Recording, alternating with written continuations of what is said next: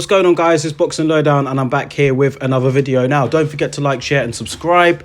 Feel free to drop a comment if you like, guys, and I'll happily get back to you in the comments. Now, let's talk about the fight that we all want to see for 2021.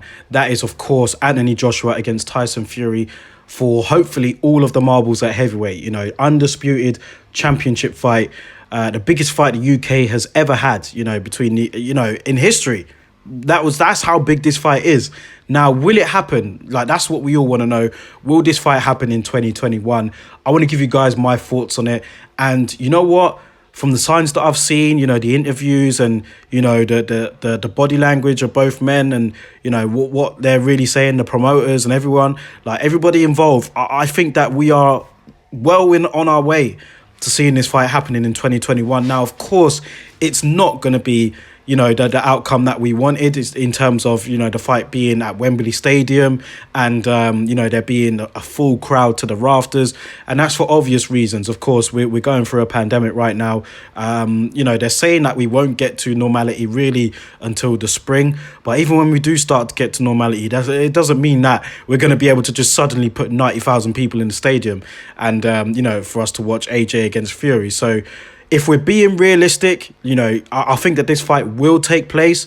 But the first fight, because it's looking like it's going to be a 2-fight deal, the first fight will probably take place abroad.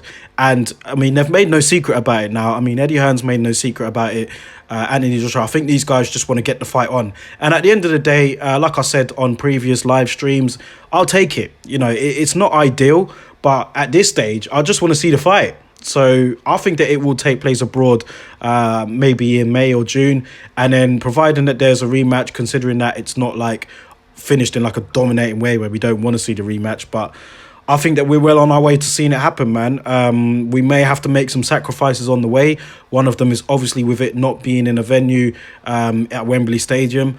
The other could be, will one of the belts be relinquished? Now, that's all down to Alexander Usyk.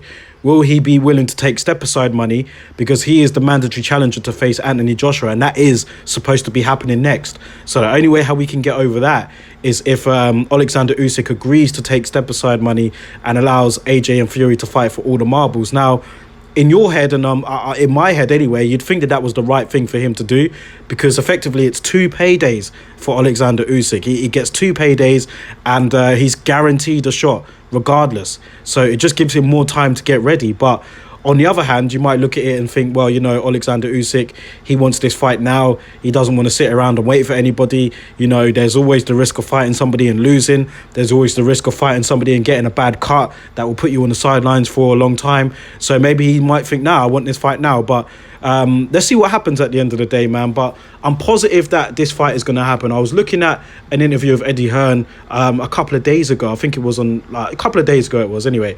And he said that they're close. He said that they're close to making it happen, just backwards and forwards with the contracts. He thinks that things are progressing really well.